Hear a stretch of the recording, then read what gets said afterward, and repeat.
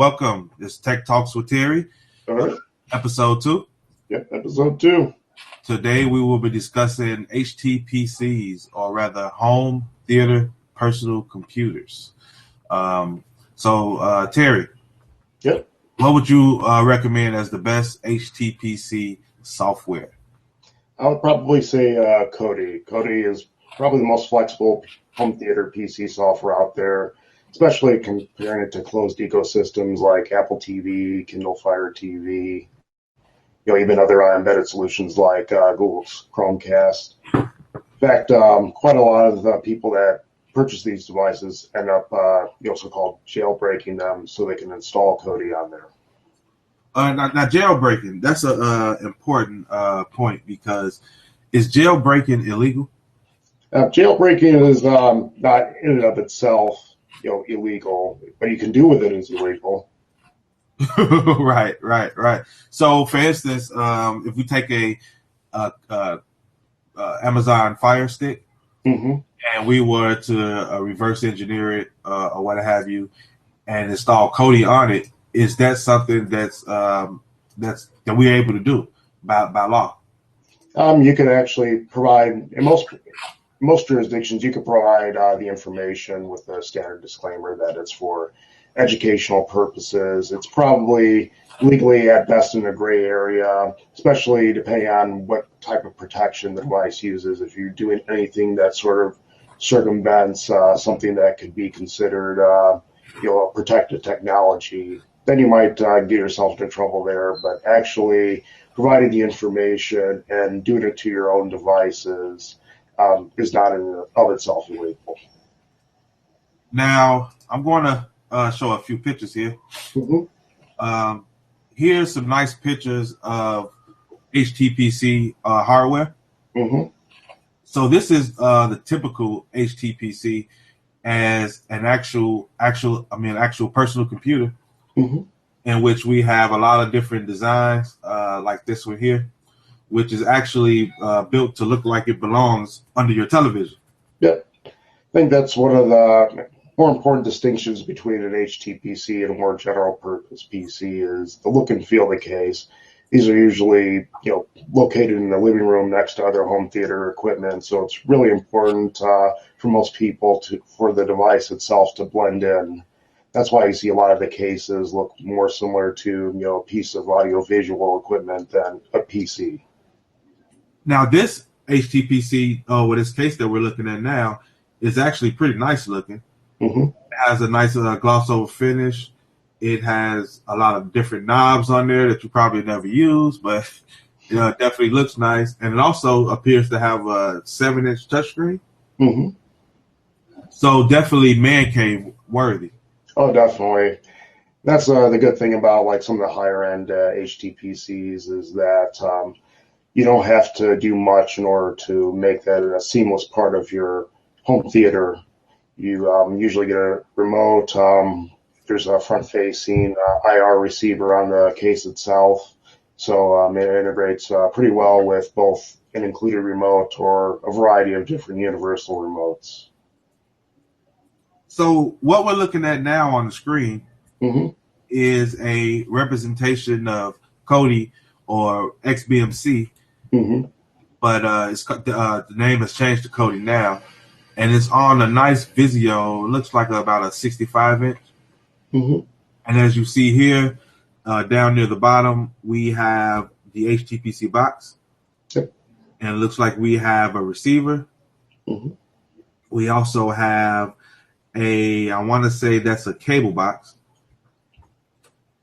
to the left of the HTPC box. Mm-hmm. And we have a sound system. Yep. We have a modem and a router. And it looks like an external drive to play maybe Blu-ray movies or DVD movies. Mm-hmm. But this setup is basically a typical home theater PC setup. Yep. And you want to give a little background on the home theater systems? Like when did people start actually realizing that they can take their PC and turn it into a media center? I think it started probably, better than 10 years ago is when you really started seeing, especially geeks transitioning over to there because a lot of people were dissatisfied initially with set-top box DVRs. I'm sure everybody will remember TiVo. And they decided to sort of create their own because you have far fewer limitations, you have greater choice of programs, you have a greater choice of interfaces. In fact, Kodi does one interface design really well in most of its skins, including the default skin, which is Confluence, like we saw in that picture. It's the so-called 10-foot interface, because the average person is going to sit on average about 10 feet.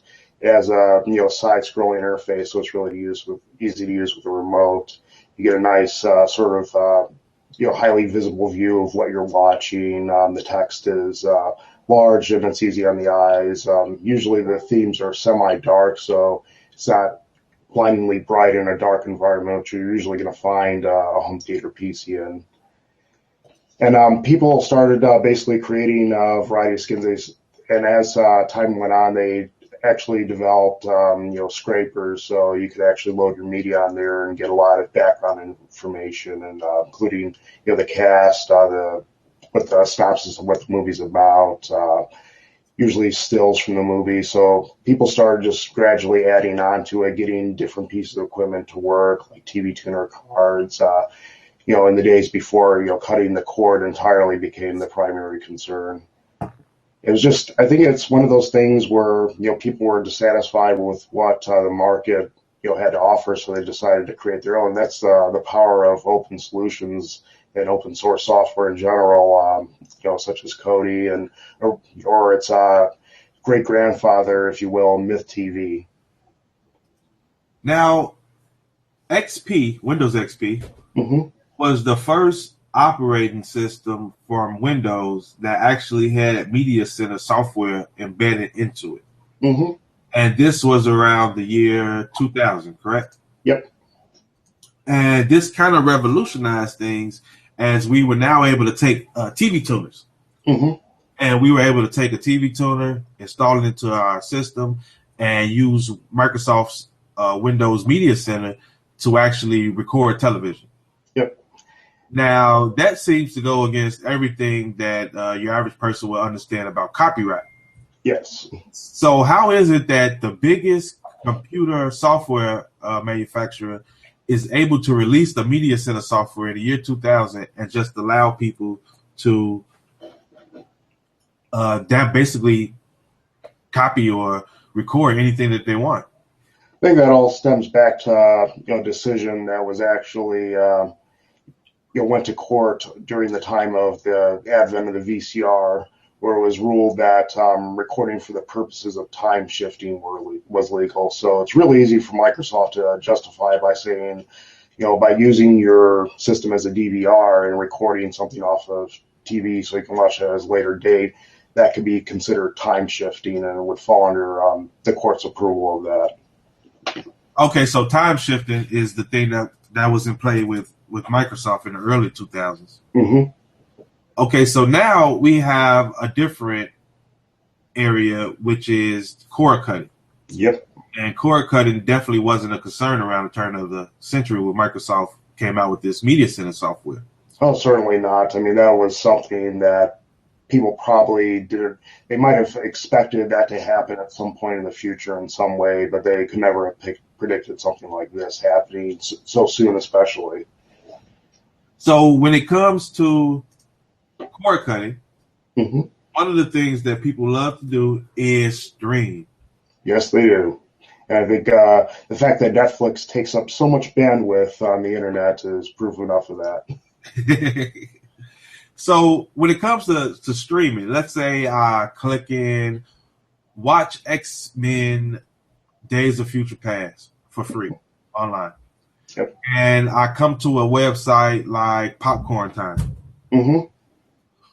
Is that legal for me to do, or am I breaking the law? Technically, especially if it's something that's probably only available in theaters, because we all know that those streams exist. That could be considered, in some ways, piracy. So I think that there's been a lot of legal disputes because it's been attacking even torrent sites, even though torrents themselves contain no in data within themselves that is responsible for copyright infringement. It allows you to connect to peers and downloaded copyrighted material, but torrents themselves are not in violation of copyright in most jurisdictions because there is no protected information in the torrent file. So when we're considering streaming, the actual taking possession of videos or the material that you're streaming would be the most important thing. So when you're downloading torrents, of course, if you go and download X-Men's Days of Future Past, then you're definitely in violation. I mean, there's no doubt about that. But is there any technical aspects as far as when you're downloading, having bits and pieces downloaded to memory or anything like that? Is there any ambiguity there? There's probably some ambiguity. That's why it's a source of continued discussion. Because you can make the argument that when you're streaming, technically you're not in possession of the entire file at any given time. You're only basically in possession of a small buffered portion of it. And so you can make that sort of technical argument. And then there's probably the people who are against streaming, namely the people that want to protect their assets would be saying that really the part that they're upset about is the fact that you're able to access that material for free, so they're not getting any sort of royalties off of that. So I think that's going to be probably argued on the courts for the next few years at least. Yeah, it seems like something that's definitely haven't developed yet, and we do have an assistant state's attorney in the federal department who's definitely upset about streaming media. Yes. And I don't know from an ethical standpoint whether that should be the case. When you see something that's streaming for free online, and we know the internet is just a wonderful piece of technology that allows information to be freely shared, it's kind of difficult to just turn away from it. Wouldn't you agree?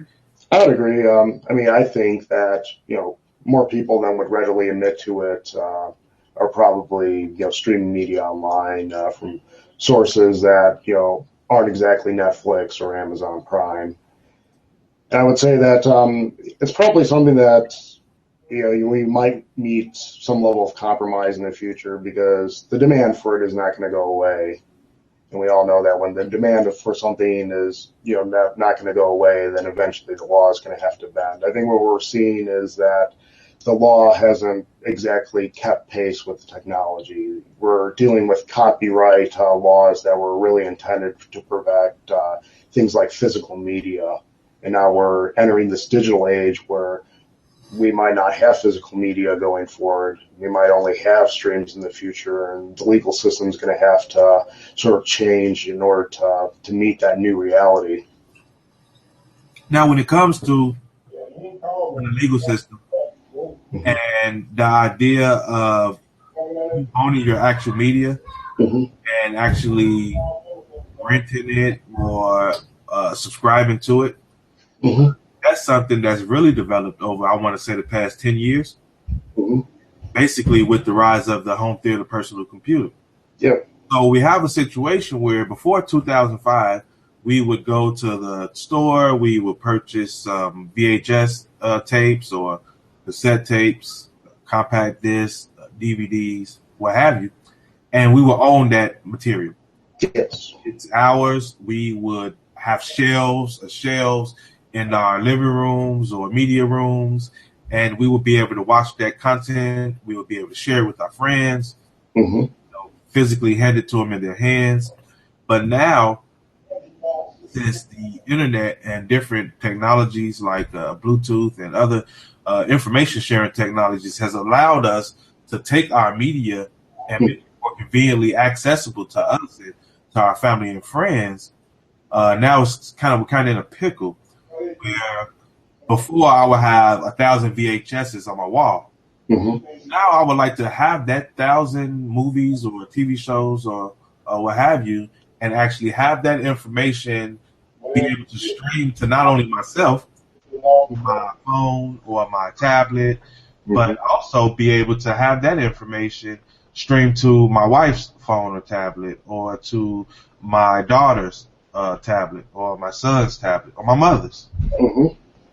Yep, I think what we're also seeing is that unlike physical media, digital files don't have the same sort of self-limitations upon sharing. Like if I download, say, the Avengers, and then I want to share it with you, I could share it with you without losing my copy of the Avengers. So that's providing a new challenge to the legal system, how they're doing, going to deal with that. Because if I only have one copy of Avengers, I can only share it with one person at a time. Now, if I have a digital copy, like a file, I can share with as many people as I want just by duplicating that file while still retaining my original copy. Now, the law that basically covers copyright in this instance of media is the Digital Millennium Copyright Act. Yes, it is. And I'm just going to share an article from Wikipedia on the Digital Millennium Copyright Act. This act has really changed the way we deal with that problem that you just mentioned. Yep. Previously, I could loan someone a copy or transfer ownership of a copy to someone, but it's a physical copy, so once I give it to them, I no longer have access. Exactly. In that instance, I'm not taking away the economic opportunity from the producer of that content to provide an extra copy when there's a void.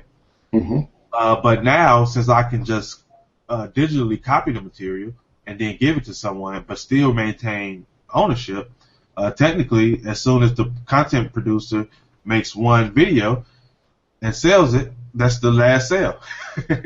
Exactly, and it's also different nowadays than it even was back in the days of VCR bootlegging, because when you bootlegged VCR, you would suffer a loss of quality. Your copy wouldn't be as good as the original that you copied from, where I can make a bit-for-bit copy of any sort of file that I've downloaded from the internet, whatever it is, whether it's a movie, song, whether it's an ebook, whether it's say just even a program. So when it comes to the Digital Millennium Copyright Act, one thing that glaringly pokes out is your ability now to copy your DVDs, your physical media, for your own purposes, your own private purposes. So let's say that you're a real pack rat and you love to go to Walmart and you see those deals on Blu-rays for $7 or $8. Yep. And every time you're there, when you're doing your basic grocery shopping and things like that, you want to pick up a couple Blu-rays. According to the Digital Millennium Copyright Act, you actually cannot break any encryption or anything on there and circumvent the software that stops you from trying to copy it. Yep, that is true. And it's actually kind of interesting because it even, as a programmer, even touches upon sort of how that law is in a way affecting how things are for people who produce software like I do, because we're really heading into this sort of time where we don't actually own our media or really any of our digital possessions. In a way, we're sort of just licensing them. And somebody who's a libertarian, I sort of has misgivings because I'm all for personal property ownership. And if I download something, as long as I'm not actually depriving anybody of any sort of economic opportunity, I feel like I should be able to do whatever I want with my own possessions. Now, the biggest thing that surprised me about the DMCA is the ability of the Librarian of Congress to decide what parts of the act can actually be circumvented. For instance, a couple years ago, you were able to circumvent the encryption on digital disc and take possession of the information as long as it was something that you purchased and your intent was to only use it for your personal interest. He came out a year later and said, you know what? No, that's not right. I think he may have had some pressure by the movie industry. Oh, sure. I think really the DMCA is sort of like probably the strongest and the first attack by trade groups against the consumer. It really seems like it's sort of this bizarre war between, the content creators and the content consumers. And we also had the issues with the music industry. However, the music industry has not been as strong as the movie industry. Oh, yeah. I think a lot of that, especially what really took the wind out of their sails, was in 2005 there was a scandal by Sony BMG Music that they actually wrote some software that was sort of like a rootkit, and it was created by DRM, software company, and a lot of users unwittingly installed it upon their computer when they put the music CD into their personal computer in order to play the files. And it sort of disguised itself as sort of like a music playing program. But that ended up opening a huge security hole because a lot of malware, just took advantage of the fact that these people had unwittingly installed this rootkit upon their computer, and it was able to basically hide itself in the user's computer by using the Sony BMG rootkit to hide itself. And this ended up resulting in a class action lawsuit by, I think, the state of New York against Sony BMG Music. And there was a lot of other litigation that was in the works, and it was revealed to the masses by this computer programmer named Mark Rusanovich, who wrote this software program called Rootkit Revealer. Wow, so basically Sony, one of the biggest players in the music industry, actually took malware and installed it on your computer without your knowledge to prevent you from using a disk in a computer. Yep, to prevent the copying of it, but it had this really horrible side effect. And it really just shows that DRM is not harmful to the people that are actually, responsible for piracy. What it's really doing is just hurting the law-abiding consumers. And just to clarify, DRM is digital rights management. Yes. So it's basically software that allows a company or anyone that has a vested interest in a product to protect that product, per se, from being copied or used in ways in which they do not want you to use it. Yep. Cool. Now, moving back to Kodi. Here is the Kodi's website. Kodi was actually started as XBMC, which stands for Xbox Media Center. So those of our viewers who had the original Xbox may have newer friends or others who were actually jailbreaking. We didn't call it jailbreaking necessarily back then, but they were jailbreaking their Xboxes and putting software on them that allowed them to play games, copy games, that allowed them to use the Xbox as a media center to organize media. I'm pretty sure most people, well, not most, but a lot of people did use the Xbox in violation of copyright. But the foundation or the fundamental purpose of XBMC was not to break copyright, or was it? I would say the fundamental purpose of it was to give people, sort of like, especially Xbox users, a media center that was at least on par with what you could find on a PC at the time. It's probably, you could say that the intent was to break copyright, but I think the intent was probably to really organize the information and present it in a visually attractive way, especially media files. Sort of like torrent programs. Really, on paper, their purpose is to create a fault-tolerant network that would both distribute files and sort of take the bandwidth demands off the creators of the files who want to distribute them. Now, a lot of people have adapted this to distribute things like software programs, songs, music, TV shows, movies. But it does serve a legitimate purpose, and I think that's what's actually protecting BitTorrent, and that's what's been protecting XBMC and now Kodi. So Kodi itself doesn't necessarily allow for you to break copyright. When you download Kodi from the website, you download basically a program that allows you to organize media. Yes. So in organizing media, what that means is basically you have things like scrapers. Mm-hmm. You want to define scrapers?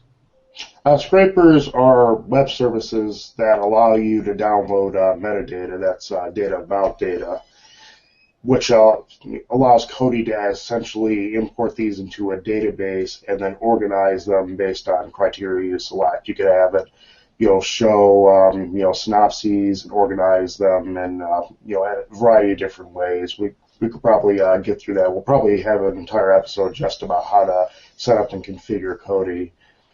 But they essentially are programs that actually look at file names and allow you to download metadata about those files. And Kodi has a few different ways that it supports for as far as file naming.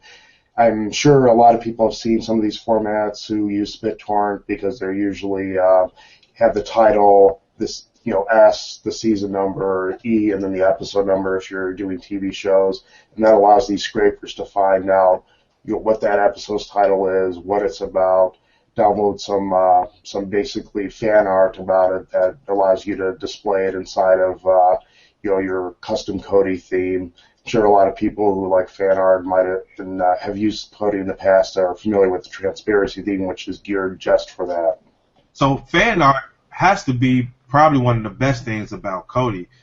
So you imagine you're in your media center or living room on a 70-inch screen, and you have a couple movies saved to a hard drive or external hard drive, say for instance X-Men Days of Future Past. Yep. And you add this movie to Kodi. Kodi reads the file name and it uses scrapers to search all the metadata on the internet or whatever specific scraper that it has to bring you the movie's cover. It's fan art. As you see here, we have some list of actors who are in the movie. So we get those actors' names, we get their pictures, we get their bios, we get summaries of the movies, and we also get information from like Rotten Tomatoes, IMDb, the Internet Movie Database, so we can actually interact with our media like almost never before. Oh yeah, I would say that scrapers that's probably Kodi's biggest win as far as wow factor for converting people into using an HTPC with Kodi installed on it. You can also participate in various online tools that will allow you to vote on movies after you watch them. Mm-hmm. You can actually customize your center with different skins. Yep, and there are also add-ons that allow you to download additional fan art, and there's custom scrapers that you can install for each different media types. I know that that for anime fans, there's one out there specifically for anime. So if you're finding like say TVDB, which is one of the default scrapers that Kodi comes with, that doesn't have the particular anime series that you're looking for because it's a lesser known one. There's other scrapers that you can install and use those. Now, as far as the skins on Kodi, what different types of benefits do you get from having the ability to switch skins? I'd say that probably the biggest benefit is that the skins are sort of optimized for people that are looking for different things. Like transparency one is one that I mentioned.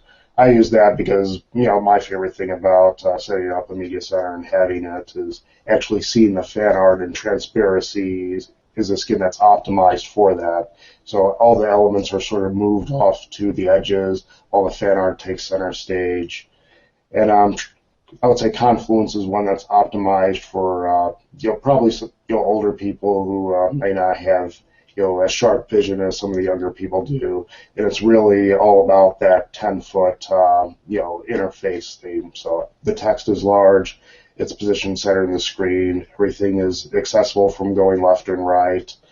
So I would say that it really is, it's a matter of both taste and what you're actually looking for, and screen size it definitely plays another role in there. If you have a smaller screen, you're going to want one that has larger text because it could be unreadable from the distance at which you're viewing your television. Now, would you say that the transparency skin is your favorite skin? I would say that that's probably my favorite skin at the moment. I've gone through probably about 2 or 3 different favorite skins in the past. Metropolis was another one that I liked in the past, but it's been replaced by Transparency. So let's take a look at transparency. Mm-hmm. Here's some examples of the transparency skin. Yep. Looks like you get some nice backgrounds there and some pretty easy navigable windows. Mm-hmm. Now, as far as getting your media to Kodi, we did speak on the fact that there is some legal issues with actually backing up your own media as far as movies. Now, with music, there is leeway. Mm-hmm. The Librarian of Congress actually came out and said that it is okay to back up your own music, and Apple even allows you to back up your own music directly to iTunes. So when it comes to music and using Kodi for music scrapers, it's totally legal. Mm-hmm. Movies, we're still in that gray area.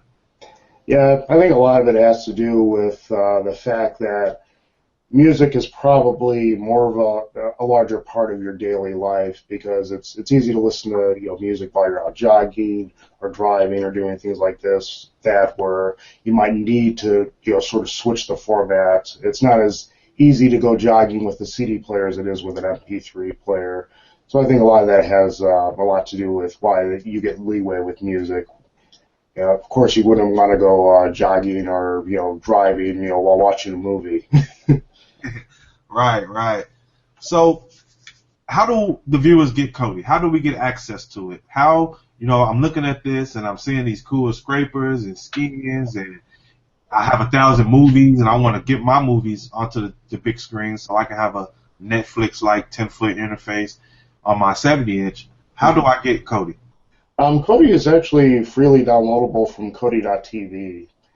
So anybody that has Mac, Linux PC, or Windows PC, they can go to Kodi.tv and go to the download section and obtain it there completely free.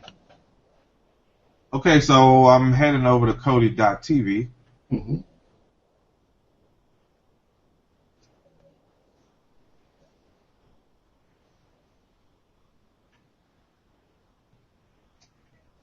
So if I go and download Kodi from Kodi.tv, what type of options do I have as far as devices to put it on?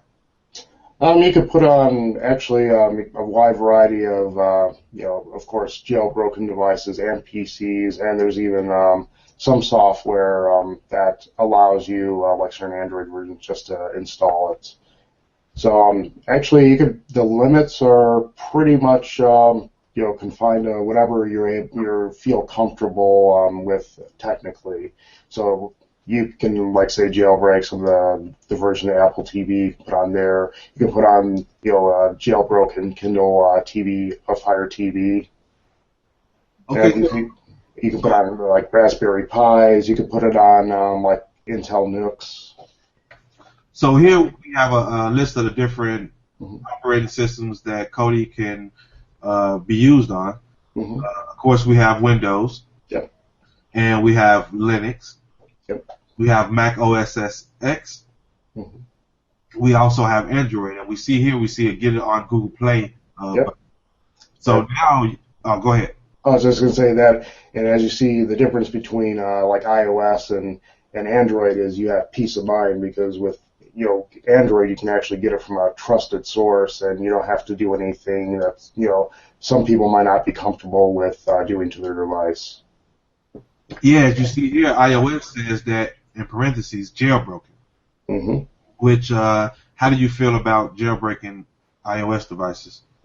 I personally don't have a problem with it because I'm more of an open ecosystem type of guy.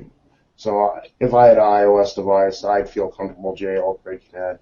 Not sure that, some of the people that are less technically astute, how they might feel about jailbreaking their device. And, sometimes even the name can be sort of off-putting to certain types of people because they might feel like you're doing something that you shouldn't be doing to your device, or something that might make your device unsafe. And, as far as the safety concerns, there's a little bit of truth to that. Yeah, it does void the warranty.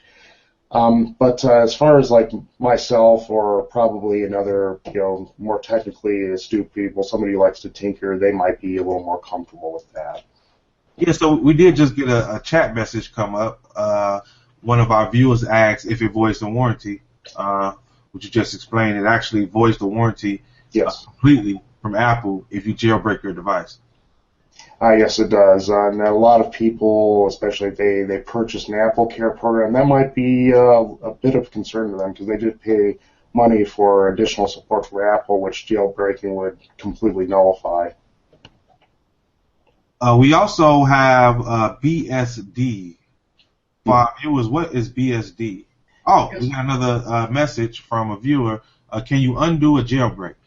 There are ways actually. A lot of people will just reflash. You can get the firmware from Apple and just completely just reset your device.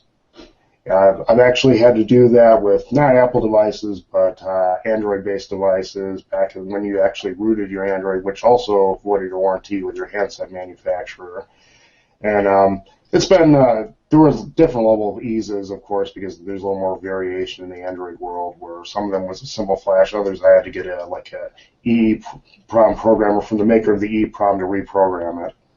So if you did, for whatever reason, have your iPhone jailbroken or your Android device is rooted, you can actually bring it into Casanova, and we actually put it back in a state.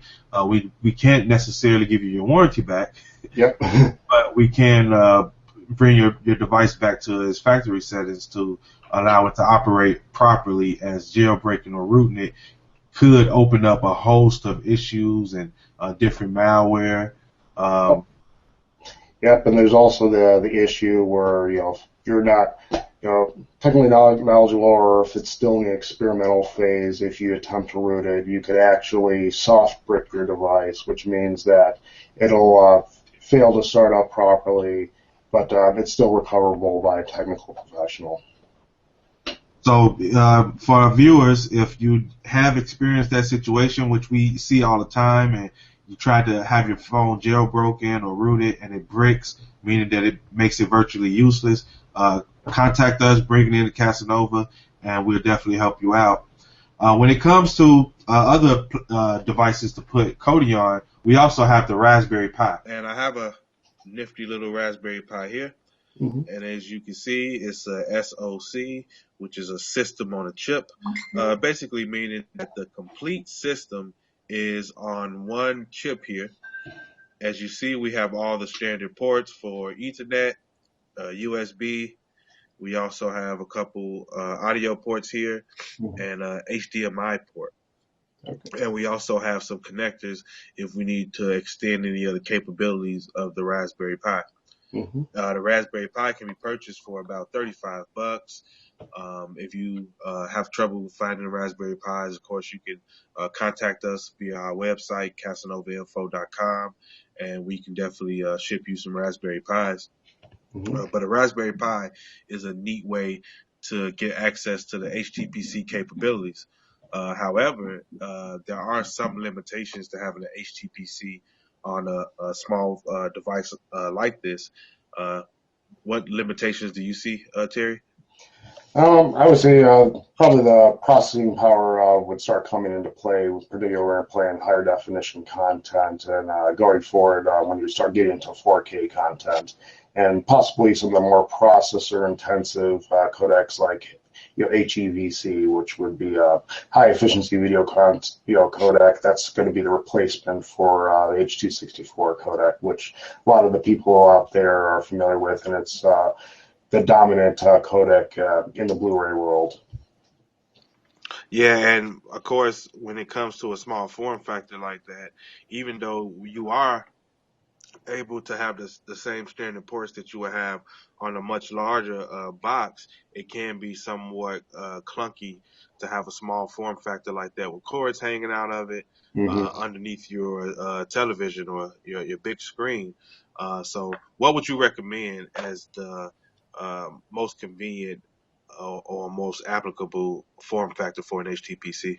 I would say, basically building a custom mini ITX PC would probably be the way to go.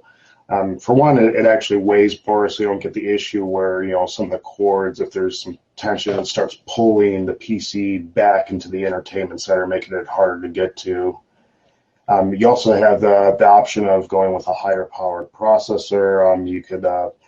You could go with, say, Core i3 at the low end, or up to a Core i7, or even a Xeon if you want, even more processing power.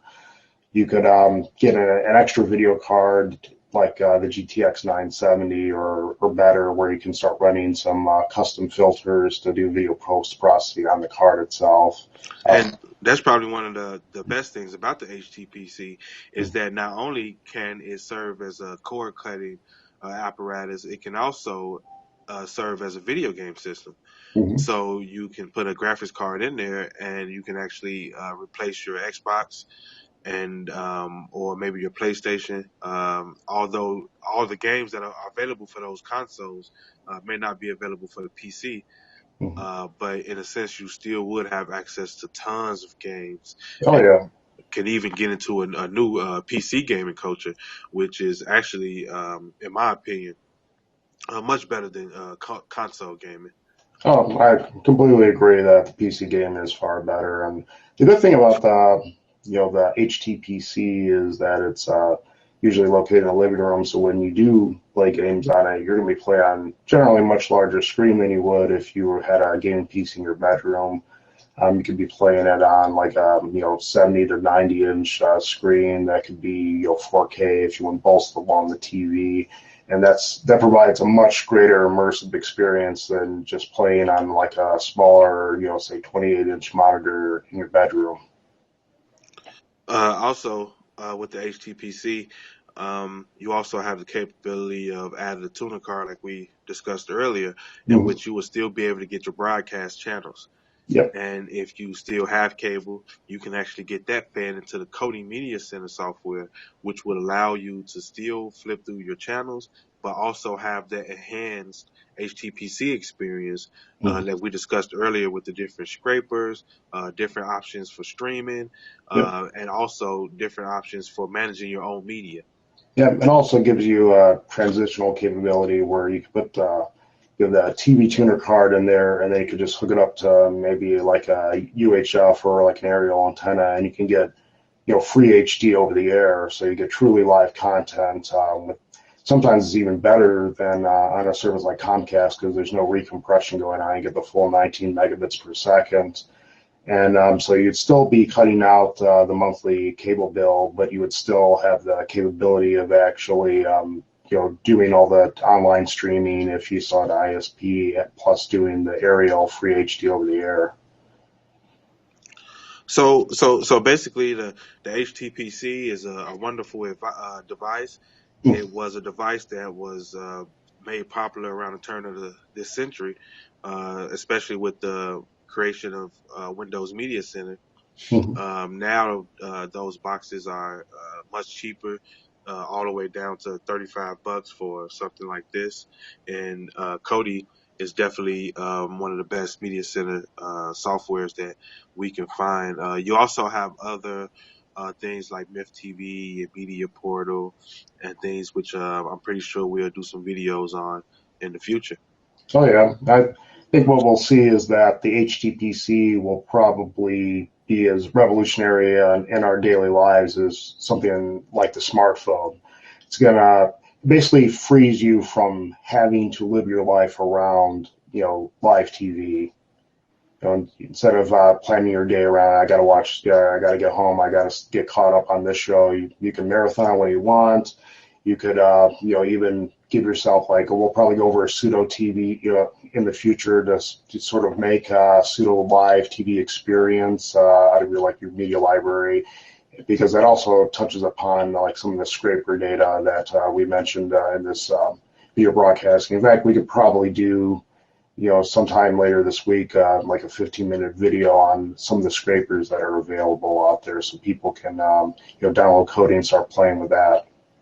Oh yeah, that sounds great. And I know we mentioned a lot of different aspects of the HTPC in this video. So I think during the week coming up, we can do a couple quick 10-minute, 15-minute videos on some other aspects. One thing I think that would be a good idea would be the NAS, or a network attached server. Oh yeah. I think every home in America could benefit from their own personal server. And what your own personal server would allow you to do is to take control of your media and be able to disseminate that media throughout your whole household and to the members of your household and family and friends, where you can share music, you can share videos, and you can actually have that information pushed through to your HTPC boxes. Oh, sure.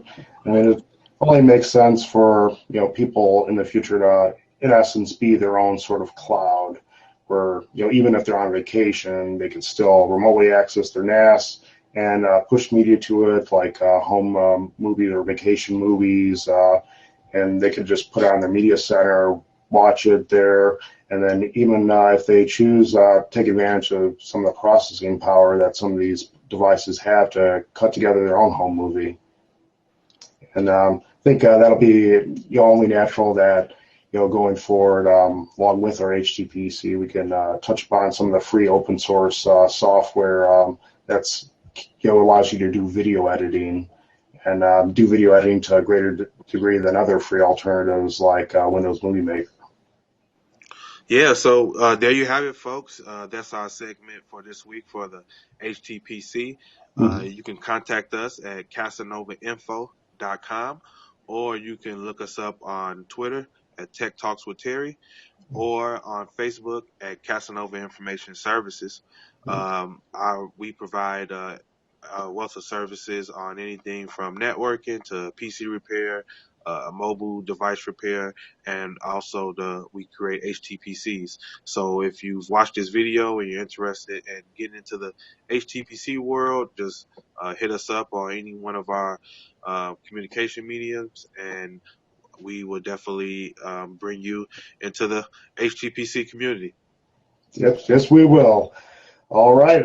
We'll be talking back with you later this week. We'll be we'll set up when we do that video on stream. It's probably going to be around like Tuesday or Wednesday. We'll do a little 15-minute segment on there, go into greater depth on what a scraper is and, what it can provide you as far as even automatically renaming your files with this nifty program that goes along with the HTPC called FileBot. Sounds great. All right. We have Terry Ferguson and Cornel Darden Jr., Casanova Information Services, signing off. All right.